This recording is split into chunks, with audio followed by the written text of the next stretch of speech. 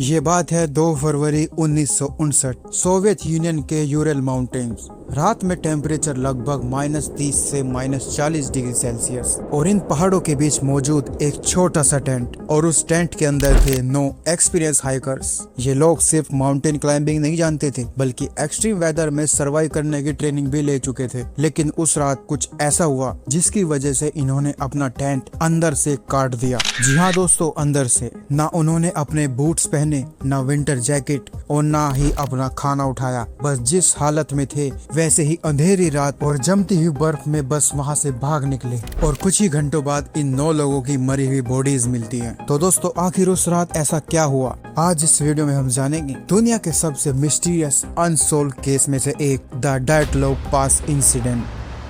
फैक्टोज हिंदी में आप सभी का स्वागत है। इस कहानी की शुरुआत होती है जनवरी 1959 से। उस वक्त सोवियत यूनियन में माउंटेन एक्सपीडिशन बहुत ज्यादा पॉपुलर हुआ करती थी, लेकिन यूरल माउंटेन से आम पहाड़ नहीं थे। यहाँ का वेदर कुछ ही मिनटों में बदल सकता था। यहाँ पर एक बड़ी गलती से लगभग मौत तय हो जाती थी। और अब इसी चैलेंज को एक्सेप्ट किया एक 23 साल के इंजीनियर स्टूडेंट ने, जिसका नाम था इगोर डैटलोव। इगोर सिर्फ एक स्टूडेंट नहीं था, वो एक एक्सपीरियंस हाइकर और एक्सपीडिशन लीडर था। उसने अपने साथ 9 और स्किल्ड हाइकर्स को इस डेंजरस जर्नी का अपना हिस्सा बनाया। और इन सब का मिशन था यूरल माउंटेन्स के एक स्पेसिफिक एरिया को क्रॉस करना और ओटोर्टन माउंटेन के पास तक पहुंचना। ओटोर्टन माउंटेन यूरल माउंटेन का एक नॉर्थर्न हिस्सा है, और ये एक्सपीडिशन काफी ज्यादा डिफिकल्ट थी। इसे कंप्लीट करने वालों को सोवियत यूनियन का हाईएस्ट हाइकिंग सर्टिफिकेट मिलता। और इस ग्रुप में करीब 10 लोग मौजूद थे, और अब ये 10 लोग इस जर्नी के लिए निकल पड़ते हैं। सब कुछ उनके प्लान के मुताबिक चल रहा था, लेकिन इस जर्नी के शुरू होने के कुछ दिन बाद उनमें से मौजूद एक मेंबर की तबीयत खराब हो जाती है, और उस मेंबर ने वापस लौटने का फैसला किया। और उस मेंबर का नाम है यूरी यूडिन।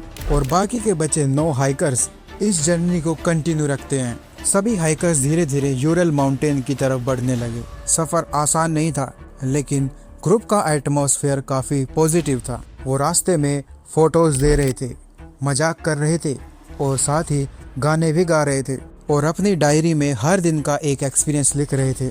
आज भी उन डायरीज और फोटोग्राफ्स की वजह से हमें उनके आखिरी दिनों के बारे में काफी कुछ पता चलता है। अब जैसे ही वो लोग धीरे धीरे आगे बढ़ने लगते हैं, बर्फ और तेज हवा उनका इम्तिहान लेने लगती है। 1 फरवरी 1959 ग्रुप अपने ओरिजिनल रूट से थोड़ा भटक जाता है। शायद वहाँ मौजूद खराब विजिबिलिटी और स्नो स्टॉर्म की वजह से उनसे नेविगेशन में गलती हो जाती है। अब उनके सामने 2 ऑप्शन थे, या तो वो नीचे की तरफ जंगल लौट जाते या इसी पहाड़ी पर रात गुजार देते। इगोर डैटलोव ने फैसला किया कि हम लोग यहीं पर कैंप लगाएंगे। शायद उन्हें लगा था सुबह वेदर साफ होते ही वो अपना सफर दोबारा शुरू कर देंगे। उन्होंने बर्फ काट कर टेंट लगाया, सामान अंदर रखा, अपना खाना खाया और आराम करने की तैयारी की। सब कुछ बिल्कुल नॉर्मल लग रहा था, लेकिन उस रात टेम्परेचर लगभग -30 डिग्री सेल्सियस तक पहुंच चुका था। पहाड़ों पर तेज हवाएं चल रही थी।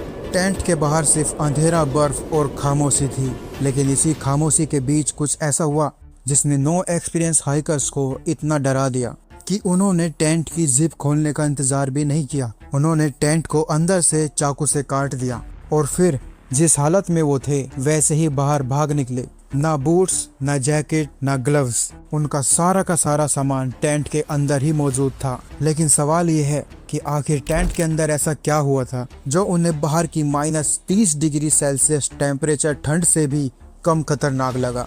और इनका जवाब मिलता है लगभग 3 हफ्ते बाद, जब रेस्क्यू टीम उस जगह पहुंची। 26 फरवरी 1959 रेस्क्यू टीम को पहाड़ी की ढलान पर एक टेंट दिखता है, और वो दूर से देखने पर ही कुछ अजीब सा लग रहा था। जब वो पास पहुंचे तो उन्होंने देखा टेंट आधा बर्फ के नीचे दबा हुआ था। लेकिन असली हैरानी की बात अभी बाकी थी। टेंट का एंट्रेंस बंद था, और टेंट कई जगह से अंदर की तरफ से चाकू से कटा हुआ था, जैसे टेंट में मौजूद अंदर के लोग किसी भी कीमत पर बस बाहर निकलना चाहते थे। और टेंट के अंदर लगभग सब कुछ अपनी जगह पर मौजूद था। उन सभी 9 लोगों के बैकपैक्स, खाने का सामान, कैमराज, डायरीज, और सबसे अजीब बात, उनके हैवी विंटर जैकेट और बूट्स भी वहीं पर ही पड़े हुए थे, जिनके बिना उन पहाड़ों पर सर्वाइवल काफी ज्यादा मुश्किल हो जाता है। रेस्क्यू टीम ने टेंट के बाहर बर्फ पर फुटप्रिंट्स देखे। ये फुटप्रिंट्स एक जंगल की तरफ जा रहे थे। सबसे अजीब बात, ये फुटप्रिंट्स भागते हुए नहीं लग रहे थे। ऐसा लग रहा था जैसे ग्रुप शांत तरीके से चलकर टेंट से दूर गया हो। और उनमें से कई फुटप्रिंट्स सिर्फ सॉक्स के थे, कुछ नंगे पैर के और कुछ सिर्फ एक जूते के। सोचिए, -30 डिग्री टेम्परेचर की ठंड में कोई इंसान बिना बूट्स के कितनी देर तक जिंदा रह सकता है। अब रेस्क्यू टीम फुटप्रिंट्स का पीछा करते हुए लगभग 1.5 किलोमीटर दूर एक बड़े ट्री के पास पहुंचती है और वहीं पर उन्हें पहली 2 बॉडीज मिली। दोनों सिर्फ अंडरवियर और हल्की क्लोथिंग में थे और उन्होंने उस ट्री के नीचे आग जलाने की कोशिश की थी। उस पेड़ के कुछ ब्रांचेस भी टूटी हुई थी, लेकिन आग उनकी जान नहीं बचा सकी। उन दोनों की मौत ठंड की वजह से हो चुकी थी। अब तक इन्वेस्टिगेशन को लग रहा था कि शायद ये सिर्फ हाइपोथर्मिया का केस है, लेकिन जब बाकी बॉडीज मिली तो पूरी इन्वेस्टिगेशन की डायरेक्शन ही बदल गई, क्योंकि उनके जख्म किसी आम एक्सीडेंट जैसे बिल्कुल नहीं थे।